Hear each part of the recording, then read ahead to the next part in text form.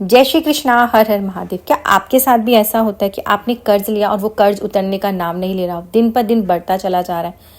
जानते हैं इसका कारण क्या हो सकता है? कहीं आपकी कुंडली में ऋण योग तो नहीं बना हुआ? अगर कुंडली में आपके कर्ज योग है, दरिद्र योग है, तो आपका कर्जा दिन पर दिन बढ़ता चला जाएगा, वो कम नहीं होगा। तो चलिए जानते हैं किस प्रकार से कुंडली में बनता है ऋण योग। और अगर आपकी कुंडली में भी ऐसे कहीं योग बन रहे हैं तो सतर्क हो जाएं, सावधान हो जाएं। अगर कुंडली में ऋण योग आपके बन रहा है तो कर्जा आपका कभी नहीं उतर पाएगा, लोन आपका कभी नहीं उतर पाएगा। तो ऐसी स्थिति में करने वाले कुछ खास विशेष उपाय भी मैं आपके साथ शेयर करूंगी।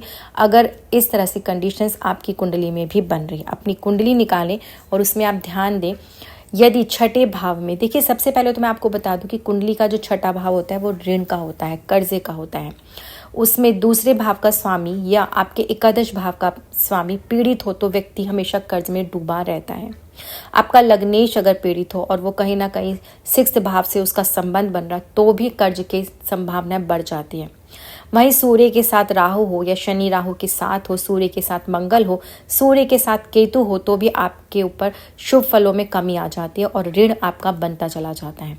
इस अवस्था में धन और लाभ का स्वामी कमजोर हो जाता है और आपके ऊपर कर्जा दिन पर दिन बनता है और आप कर्ज में डूबते चले जाते हैं। यदि आपकी कुंडली के छठे घर का स्वामी कमजोर है या छठे घर में सूर्य, राहु, मंगल, शनि केतु और शनि राहु की युति है तो भी व्यक्ति कर्ज में उसकी वृद्धि होती है, कर्ज कभी खत्म नहीं होता। वहीं कहीं छठे भाव का स्वामी नीच स्थान पर अगर बैठा है तो भी आपके ऊपर कर्ज बहुत ज़्यादा हो जाता है।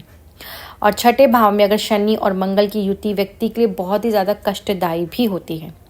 यदि आपके धन का स्वामी बृहस्पति वह भी छठे घर में राहु के साथ अगर बैठा है तो वो चंडाल योग बना देता है और साथ में उसकी स्थिति कमजोर हो जाती है। लग्नेश अगर जाके छठे घर में बैठा है तो भी आपके ऊपर कर्ज बढ़ता चला जाता है, लोन बनता चला जाता है। ऐसी स्थितियों में आपके ऊपर आर्थिक स्थिति बहुत आपकी कमजोर हो जाती है। यदि जन्म कुंडली में लग्नेश छठे भाव में स्थित हो तो व्यक्ति जीवन भर कर्ज में ही परेशान रहता है। यदि छठे भाव में मंगल के साथ शनि स्थित हो तो व्यक्ति जन्म से ही कर्जदार पैदा होता है, कुछ ना कुछ उसके ऊपर उसके पिता का कर्ज बना रहता है। तो ऐसी स्थितियां कहीं आपके साथ तो नहीं, अगर है तो सावधान हो जाइए और अपनी कुंडली अच्छे से चेक करवाएं। अब करने वाला विशेष उपाय, आपको शनिवार के दिन कोई भी लोन नहीं लेना है और जिनका मतलब डेट, जिस डेट को आप ले रहे हो उसका अगर कैलकुलेशन निकाले तो उस नंबर का 8 नंबर नहीं निकलना चाहिए। इस चीज़ का भी आपको ध्यान रखना है, जैसे कि 1, 7, 8 तारीख और 25 तारीख, इन तारीखों को आपने लोन नहीं लेना होता है। और कोशिश करें, अगर आपके ऊपर कर्ज बहुत ज़्यादा हो चुका है तो आपने बहुत ज़्यादा हनुमान चालीसा का पाठ करना है, ऋण मोचक हनुमान का पाठ करना है जो आपको ऋण मुक्ति कराएगा। साथ में हर मंगलवार और शनिवार को आप एक चमेली का दीपक ले जाकर किसी भी हनुमान मंदिर में प्रज्वलित करें, साथ में उसमें थोड़ी सी पीली सरसों डाल दें, तो इससे भी आपका जो ऋण संबंधी जो भी समस्या आपके जीवन में चल रही है वो भी दूर होती है। तो ये 2 खास विशेष उपाय ज़रूर से ज़रूर करें और इस तरह से करके आप अपने जीवन में कर्ज से मुक्ति भी पा सकते हैं।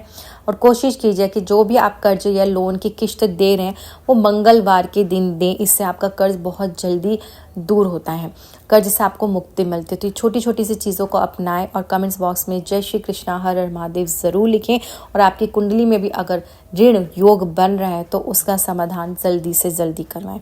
इस तरह की जानकारी के लिए चैनल को सब्सक्राइब करें, कमेंट्स बॉक्स में